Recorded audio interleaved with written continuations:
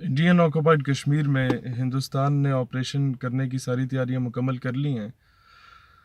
اس وقت جہاز، ہیلی کاپٹرز وہاں پر گھوم رہے ہیں، اور مقبوضہ کشمیر میں جتنی بھی یونیورسٹیز اور کالجز ہیں جہاں پر انڈیا کے دوسرے شہروں کے لوگ آ کے تعلیم حاصل کر رہے ہیں، ان تمام بچوں کو بسز فراہم کر دی گئی ہیں اور فری میں انہیں وہاں سے باہر مقبوضہ وادی سے باہر منتقل کیا جا رہا ہے، تاکہ جب آپریشن ہو تو اس کی زد میں کوئی ہندو یا سکھ یا عیسائی نہ ہو، صرف مسلمان ہی مارا جائے، شہید کیا جائے۔ ایک طرف یہ کام ہو رہا ہے، پھر دوسری طرف ایل او سی کی وائلیشن کرتے ہوئے انڈیا نے نیلم ویلی میں کافی زیادہ سویلینز کو شہید کیا، ان کے گھروں کو تباہ کیا۔ تیسری جانب جو سب سے بڑا، دیکھیں ہندوستان ہمارا دشمن ہے، اس کا حق ہے کہ وہ ظلم کرے، زیادتی کرے، ہمارے خلاف پروپیگنڈا کرے، ہمارے خلاف سازشی کرے، اس کا دشمن کا کام دشمنی کرنا ہے۔ سوال یہ ہے، جو سب سے بڑا دکھ مجھے ہوتا ہے وہ یہ ہے کہ ہماری گورنمنٹ کیا کر رہی ہے۔ ہماری گورنمنٹ حافظ سعید کو پابند سلاسل کر چکی ہے، ہماری گورنمنٹ حافظ سعید پہ ہر قسم کی سیکشنز لگا چکی ہے، پابندی لگا چکی ہے۔ ہماری گورنمنٹ میں جب بھی دہشت گرد دکھایا گیا، پچھلے کئی سالوں سے جو بھی میں ڈاکومنٹری دیکھتا ہوں، دہشت گرد دکھایا جاتا ہے جس کی داڑھی ہوتی ہے، جس کے شلوار قمیض ہوتے ہیں، جس نے ویسٹ کوٹ پہنی ہوتی ہے، جس کے سر پہ چترالی ٹوپی ہوتی ہے۔ بچپن میں تو وہ دور بھی ہم نے دیکھا تھا کہ کوئی داڑھی والا اگر آ کے بیٹھ جاتا تھا تو ہم لوگ اٹھ کے سائڈ پہ ہو جاتے تھے کہ کہیں یہ ابھی پھٹ نہ جائے۔ یہاں تک ہم لوگوں کے ذہنوں میں یہ چیزیں ڈال دی گئی تھی میڈیا کے ذریعے۔ اور پھر اس کے بعد ہمارے ملک میں کیا ہو رہا ہے، میں بڑا اوپنلی بات کر رہا ہوں، میں نہیں جانتا اس کے بعد میرے ساتھ کیا ہوگا، لیکن میں اوپنلی یہ بات کر رہا ہوں۔ ہمارے ملک پاکستان میں جیش محمد، جو مولانا مسعود اظہر صاحب 6000 شہادتیں دے کے بیٹھے ہوئے ہیں مقبوضہ کشمیر میں، اور ان کے ہر بندہ جو شہید ہوتا ہے وہ پاکستانی پرچم میں دفن کیا جاتا ہے۔ ان کے جتنے بھی سلیپنگ سیلز تھے مختلف جگہوں پہ، ان کے سمپتھائزرز جو تھے، ان کو جو سننے والے لوگ تھے، ان سب کے نام فورتھ شیڈیول میں ڈالے ہوئے ہیں، اور ان میں سے میجورٹی کو گرفتار کیا گیا ہے۔ کئی لوگ ایسے ہیں جو مجھے پتہ چلا کہ جن کو جیل میں ڈالا گیا، جب بھی ہمارا نام FATF میں آتا ہے، جب بھی ہمارا نام گرے لسٹ میں آ جاتا ہے، جب بھی ہمارے ساتھ یہ دھمکیاں دی جاتی ہیں تو ان بیچاروں کو اٹھا دیا جاتا ہے۔ جب انڈیا میں کسی کو زمبوری بھی کاٹ دی جاتی ہے تو یہاں پر الزامات لگا کے انٹرنیشنل پریشر کی مد میں، اور ہم لوگ آ بھی جاتے ہیں، مسئلہ یہ ہے یہاں پر ان بیچارے کارکنان پر کیا جاتا ہے کریک ڈاؤن، جن کی فیملی میں سے کوئی گیا ہو جہاد کشمیر میں اور وہاں پر جا کے انڈین جو ظالم اور جابر فورسز ہیں ان کے خلاف لڑا ہو، اس نے لوگوں کے ناخن ادھیڑے جاتے ہیں، یہیں پر لوگوں کے بال کاٹ دیے جاتے ہیں، ان کو الٹا لٹکا کے برہنہ کر کے مارا جاتا ہے۔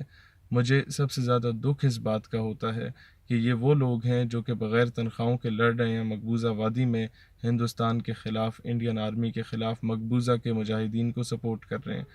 دوسری بات میں یہ کرنا چاہتا ہوں، آپ کو شاید یہ میری بات سے تاثر ملا ہو کہ میں دہشت گردوں کو سپورٹ کر رہا ہوں، جن کو عام ٹرمینالوجی میں دہشت گرد بنا کے پیش کیا گیا ہمیشہ۔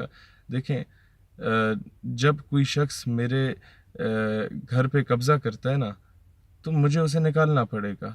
اب انڈیا کی جب تک بات آتی ہے تو میں آپ کو ایک بہت سمپل سی ایگزامپل دیتا ہوں کہ جناب، آپ میرے گھر پہ آ کے قبضہ کرتے ہیں، میں 4 پڑوسیوں کے سگنیچر یہ یونائٹڈ نیشن کی جو ہے قراردادیں اٹھا کے لے آتا ہوں کہ جناب یہ 3-4 پڑوسی ہیں، انہوں نے ہمیں وہ سگنیچر کر دی ہیں کہ آپ میرا گھر جو ہے یہ چھوڑ دیں، تو کیا میں آپ کا گھر چھوڑ دوں گا؟ بالکل بھی نہیں چھوڑوں گا۔ میں اس قرارداد کو پھاڑوں گا، آپ کے منہ پہ ماروں گا، کیونکہ میں طاقتور ہوں، میرے پاس اپنی 7 لاکھ کی فوج اپنے گھر میں موجود ہے۔ میں آپ کو بولوں گا دفعہ ہو جاؤ ادھر سے، میں آپ کو نہیں گھر دینے والا نہیں ہوں۔ جب تک آپ میرے گھر پہ قابض ہیں اور میں آپ کو گریبان سے پکڑ کے نہیں نکالتا، یا میں آپ کے گھر پہ قابض ہوں، آپ مجھے گریبان سے پکڑ کے نہیں نکالتے، تب تک ہم بھی ایک دوسرے کا گھر چھوڑنے والا نہیں ہے۔ تو مقبوضہ کشمیر میں جو آرمڈ اسٹرگل ہو رہی ہے وہ بالکل جائز ہے۔ وہ کہاں سے ناجائز ہو سکتی ہے کہ جو فورس آ کے اسے آکوپائی کیے ہوئے ہے انڈین آرمی، وہ اسلحہ اٹھا کے آ رہی ہے، اور یہاں سے اگر کوئی شخص اٹھا کے اسے پتھر بھی مارتا ہے تو وہ دہشت گرد ہو جاتا ہے۔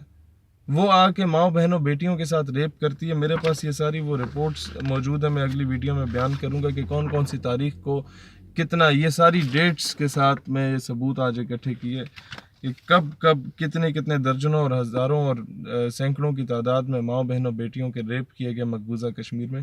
مجھے دکھ صرف ایک چیز کا ہے, ہندوستان کر رہا ہے جو اس نے کرنا ہے, انڈیا ظلم کر رہا ہے, ہم لوگ کیا کر رہے ہیں, ہم لوگ کیوں نہیں ان کشمیریوں کا ساتھ دے رہے. آج بھی میں دیکھ رہا ہوں کہ پی ٹی آئی اور نون لیگ والے ایک دوسرے کو گالیاں دے رہے ہیں. ایک مریم نواز کو گالیاں دے رہا ہے, ایک بلاول کو گالیاں دے رہا ہے, ایک عمران خان کو گالیاں دے رہا ہے.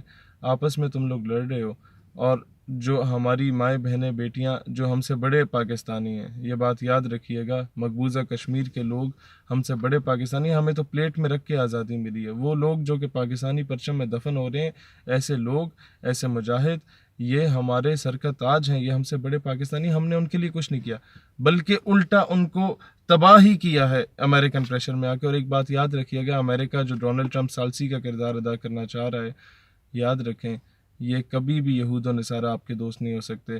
یہ ثالثی کا کردار ضرور ادا کرے گا, اور تب ادا کرے گا جب انڈیا مقبوضہ کشمیر میں تباہی مچا دے گا. آنے والے کچھ دنوں میں ہمارے دوبارہ ماؤں بہنوں بیٹیوں کی عزت کو اللہ نہ کرے اگر پامال کیا گیا, دوبارہ وہاں پر کشمیری لوگوں کو, بچوں کو, جوانوں کو, بوڑھوں کو شہید کیا گیا, پھر جب پاکستان کی حکومت میں تھوڑی سی غیرت آ جائے گی, وہ بھی جب ہم لوگ ان کے گریبان سے پکڑیں گے حرامزادوں کے, تب ان میں اگر تھوڑی سی غیرت آ جائے گی, تو پھر یہ ریٹیلیٹ کرنے کے جب باتیں کرنا شروع کر دیں گے, تب ٹرمپ آ جائے گا, نہیں نہیں نہیں نہیں, سیز فائر ہو جانا چاہیے, ختم ہو جانا چاہیے معاملہ. اور ہم لوگ کہیں گے ہاں ڈونلڈ ٹرمپ بڑا اچھا آدمی ہے, معاملہ ختم ہو جانا چاہیے. جو ظلم ہوا ہوگا انڈیا کی جانب سے مقبوضہ میں, اس کا ازالہ کون کرے گا؟ یہی کچھ پہلے بھی ہوا. فلسطین میں ہزاروں لوگوں کو تباہ کیا جاتا ہے, شہید کیا جاتا ہے. وہاں پر فلسطین میں, سیریا میں, برما میں ہزاروں بلڈنگز ہماری گرا دی جاتی ہیں, مسلمانوں کے خون سے ہولی کھیلی جاتی ہے.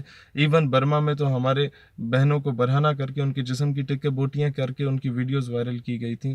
وہ دیکھنے سے تعلق رکھتا تھا, اگر ذرا سے بھی ایمانی غیرت ہوتی تو شاید کوئی یہ کرتب دکھانے والی فوجیں جو اسلامک ملٹری الائنس میں پائی جاتی ہیں, وہ لکی رانی سرکس سے نکل کے وہاں پر بھیج دی جاتی ہیں, یا ایک خط ہی لکھ دیا جاتا کہ یار بندے کے پتر بنو, یہ ظلم ہم مزید برداشت نہیں کریں گے. لیکن جیسے ہی جب انہیں ڈر لگتا ہے کہ ذرا سا مسلم امہ جاگنے والی ہے, تو فوراً سیز فائر کر دیا جاتا ہے, اور ہم لوگ الو کے پٹھے بن کے ہم لوگ مان جاتے ہیں, او ویری گڈ, یونائٹڈ نیشن تو بڑا اچھا کردار ادا کر رہی ہے, سیز فائر ہو گیا. وہ جو قتل و غارت ہوئی ہے اس کا ازالہ کون بھگتے گا؟ اس کے جو قتل و غارت ہوئی ہے اس کا بدلہ کہاں سے لے گیا جائے گا؟ یونائٹڈ نیشن اس میں کیا کردار ادا کرے گا؟ سوال یہ ہے. تو دوستو, آرمڈ سٹرگل رہی. جب کوئٹ انڈیا موومنٹ چلی تھی تو کمانڈر بوسے اور بھگت سنگھ نے کانگریس کو چھوڑ دیا تھا اور برطانیہ کے خلاف لڑے تھے. جرمنی میں جو ہمارے برصغیر کے لوگ قید تھے, جو برطانوی فوجوں کے ساتھ یہاں کے لوگ تھے, مسلمان, ہندو اور سکھ, ان کو وہاں سے واپس لایا گیا اور برطانیہ کی فوجوں کے خلاف لڑوایا گیا. یہ تاریخ میں نہیں بتایا جاتا. چی گویرا نے آرمڈ سٹرگل کی تھی, فیڈرل کاسٹرو نے, پھر جا کے کیوبا جو ریاست ہے وہ آزاد ہوئی تھی. اس کے علاوہ نیلسن منڈیلا جہاں پر تقریریں کرتا تھا, وہیں یہ بلیک افریکنز جو تھے وہ وہاں پر آرمڈ سٹرگل بھی کر رہے تھے ان تمام غاصبوں اور ظالموں کے خلاف.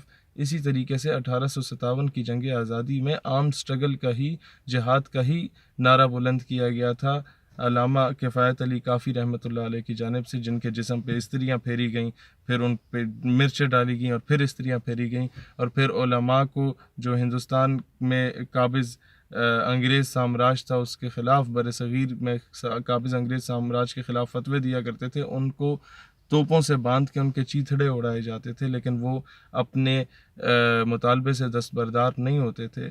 اسی طریقے سے آج اگر وہ ہندو فوج, ظالم فوج, کافر فوج جب مقبوضہ وادی پر قابض ہے, اس کو نکالنے کے لیے آرمڈ سٹرگل بہت ضروری ہے. آپ کے مطالبات سے, مذاکرات سے, ٹیبل ٹاک سے کبھی یہ نہیں ہوتا. پہلے یہ ہوتا تھا کہ ہم جیتی جتائی جنگیں جو ہیں وہ میز پہ ہار جاتے تھے, ڈپلومیسی بڑی ویک ہوتی تھی.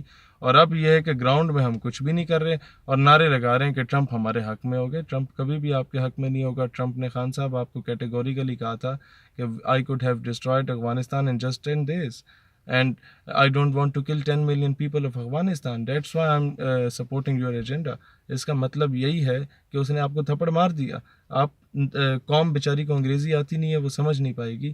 اس کی اگزامپل یہ ہے کہ میں ایک کلاس میں جاتا ہوں اور بچے کو کہتا ہوں میں تمہیں تھپڑ ماروں گا, اور دوسرا ٹیچر آتا ہے اور کلاس میں جا کے بچے کو کہتا ہے بیٹا میں تمہیں تھپڑ نہیں مارنا چاہتا.